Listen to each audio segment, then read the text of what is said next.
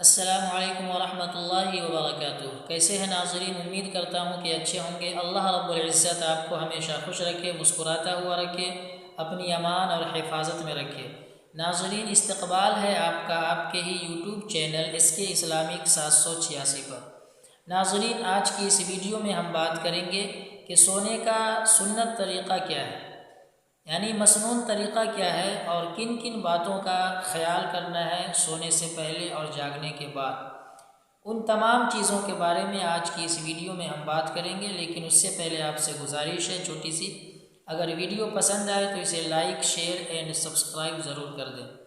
تو ناظرین، آئیے ہم چلتے ہیں اس ٹاپک کی طرف جس کا نام ہے سونے کا صحیح طریقہ کیا ہے۔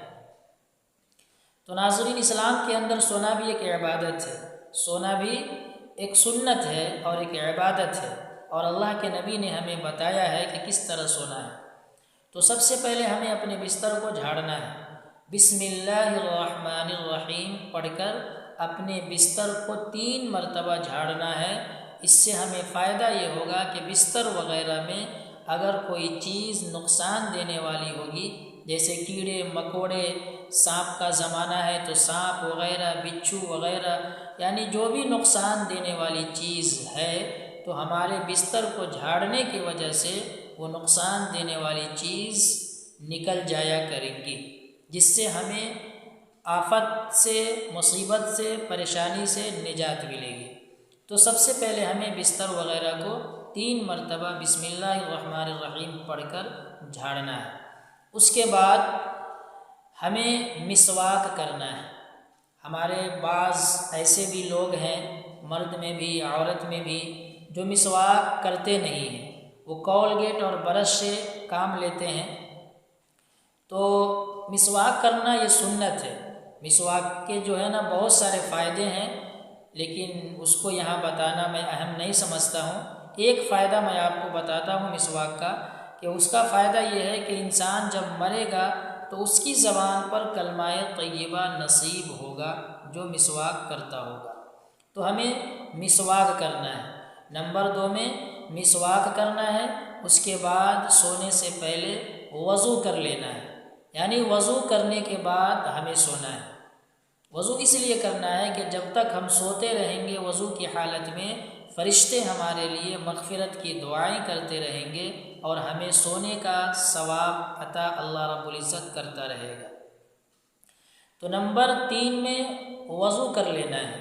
اس کے بعد جب ہم بستر پر جائیں تو اپنا داہنا قدم بستر پر رکھیں، اور بستر پر داہنا قدم رکھنے کے بعد ہمیں جو کچھ یاد ہو، کتابوں کے اندر تو آیا ہے کہ سورۃ الملک اور سورہ حامیم سجدہ، اس کی تلاوت اگر کر لیں تو بہت بہتر ہے، اور اگر پڑھنا نہیں آتا ہے، قرآن شریف پڑھنا نہیں جانتے ہیں، تو کم سے کم چاروں قل، جیسے قل یا ایھا الکافرون، قل ھو اللہ احد، قل اعوذ برب الفلق، قل اعوذ برب الناس، ان تمام چیزوں کی تلاوت کر کے، اور ایک تسبیح فاطمہ، تسبیح فاطمہ اسے کہتے ہیں جس کو اللہ کے نبی صلی اللہ علیہ وسلم نے فاطمۃ الزہرا رضی اللہ عنہا کو عطا کیا تھا، دیا تھا، یعنی سبحان اللہ 33 مرتبہ، الحمدللہ 33 مرتبہ، اللہ اکبر 34 مرتبہ پڑھنا ہے۔ اسے کہتے ہیں تسبیح فاطمہ۔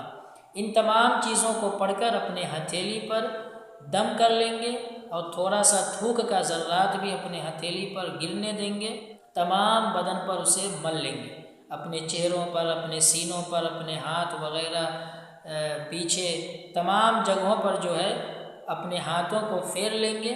اس کے بعد پھر ہم سوئیں گے۔ تو اب داہنا ہاتھ ہمارے داہنے گال کے نیچے ہونا چاہیے، اور داہنی کروٹ ہمیں سونا ہے۔ داہنی کروٹ، داہنا ہاتھ داہنے گال کے نیچے، اور بایاں ہاتھ اپنے کولہوں پر رکھیں اور پیر کو تھوڑا سا موڑ کر سوئیں، یہ سنت ہے۔ اور جب تک ہمیں نیند نہیں آتی ہے اس وقت تک ہمیں جو ہے ذکر کرتے رہنا ہے، سبحان اللہ، الحمدللہ، یا درود شریف وغیرہ پڑھتے رہنا ہے۔ جب نیند آنے لگے تو پھر اس دعا کا اہتمام کر کے ہمیں سو جانا ہے، جو دعا آپ کو اسکرین پر ابھی ملے گی، آپ اسے دیکھیں گے۔ اس دعا کو ہمیں پڑھ کر سونا ہے۔ وہ دعا یہ ہے، اللہم بِاسْمِکَ اموت واحیا۔ ایک مرتبہ اور سن لیں، اللہم بِاسْمِکَ اموت واحیا۔ اس دعا کو پڑھ کر ہمیں سو جانا ہے۔ اس کے بعد اگر سونے کی حالت میں اگر ہم کوئی خواب دیکھتے ہیں جو برا ہو، ڈراؤنا ہو، تو اس وقت ہمیں 3 مرتبہ بائیں طرف تھو تھو کر کے اعوذ باللہ من الشیطان الرجیم پڑھ لینا ہے۔ اس کے بعد پھر کروٹ بدل کر سو جانا ہے۔ اور اگر کوئی اچھا خواب دیکھتے ہیں تو ہم کہیں گے الحمدللہ رب العالمین، یعنی اللہ کا شکر ہے۔ اس کے بعد سونے کے وقت ایک یہ بھی خیال رکھنا ہے کہ جس بیڈ پر، جس بستر پر ہم سونے جا رہے ہیں، جس گھر میں ہم سونے جا رہے ہیں، وہاں پر کوئی مذہبی کتاب جیسے قرآن مجید وغیرہ نہ ہو۔ یعنی قرآن وغیرہ اگر ہو تو دیکھنا ہے کہ کہاں پر ہے، وہ نیچے تو نہیں ہے، اگر نیچے ہے تو اسے اوپر رکھ دینا ہے، اور نیچے رکھ کر اپنے کو اوپر سونا یہ صحیح نہیں ہے۔ قرآن اگر پیر کے نیچے ہے، اگر پیر کے اس طرف ہے، یا پھر دینی کوئی اور کتاب پیر کے طرف ہے، تو ان تمام کتابوں کو پیر کے طرف سے ہٹا کر سرہانے کی طرف کسی اونچی جگہ پر رکھ کر تب ہم سوئیں۔ اس سے کتاب کی عظمت بھی اور اس کی عزت بھی اور اس کی جو اہمیت اور فضیلت ہے ہمارے دلوں کے اندر باقی رہے گی۔ تو اس طرح ہمیں سونا ہے۔ اس کے بعد ایک اور بات ہے کہ عصر کے بعد ہمیں نہیں سونا ہے۔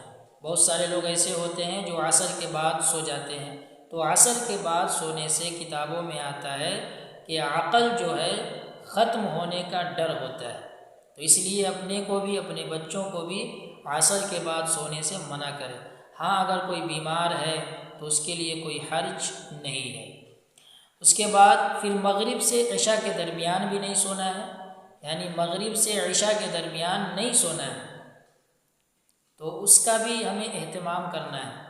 اس کے بعد جب ہم جاگیں تو جاگنے سے پہلے ہم اللہ کا نام لیں، یعنی جب ہم جاگتے ہیں تو اس وقت جو ہے اللہ کا نام لیں، بسم اللہ پڑھیں۔ اس کے بعد پھر ایک دعا آتی ہے جو جاگنے کے بعد پڑھی جاتی ہے، جو میں نے دعا سونے سے پہلے بتائی تھی وہ بھی، اور سونے کے بعد جب اٹھ کر پڑھیں گے یہ بھی۔ یہ دونوں دعا بخاری شریف کے اندر موجود ہے، ابھی آپ اسکرین پر دیکھیں گے۔ جس دعا کو میں پڑھنے جا رہا ہوں وہ بھی آپ کے سامنے نظر آئے گی، تو آپ اس دعا کو بھی یاد کر لیں اور سونے کی دعا جو میں نے بتایا اسے بھی یاد کر لیں، دونوں دعا کو یاد کر لیں۔ تو آئیے سنتے ہیں دعا کیا ہے۔ الحمدللہ الذی احیانا بعد ما اماتنا والیہ النشور۔ ایک مرتبہ اور سن لیں، الحمدللہ الذی احیانا بعد ما اماتنا والیہ النشور۔ یہ سو کر اٹھنے کی دعا ہے۔ اس کے بعد جب ہم اٹھیں اپنے بستر پر سے تو صحیح طریقے سے اٹھیں، آرام سے اٹھیں، جلد بازی میں نہ اٹھیں، ریلیکس ہو کر آرام ہو کر اپنے بستر سے ہم نیچے اتریں، اور اس وقت اگر گھر اندھیرا ہو تو گھر میں بتی جلا لیں، یا بغل میں ٹارچ ہو تو ٹارچ کو جلا کر چپل یا جوتا جو بھی پہنیں آپ اسے دیکھ کر پہنیں۔ اس کے بعد پھر اپنے بستر کو لپیٹ کر رکھ دیں تاکہ آپ کے بستر شیطان استعمال نہ کرے۔ تو جب بھی آپ سوئیں اور سو کر اٹھیں تو اپنے بستروں کو لپیٹ کر اسی جگہ رکھ دیں۔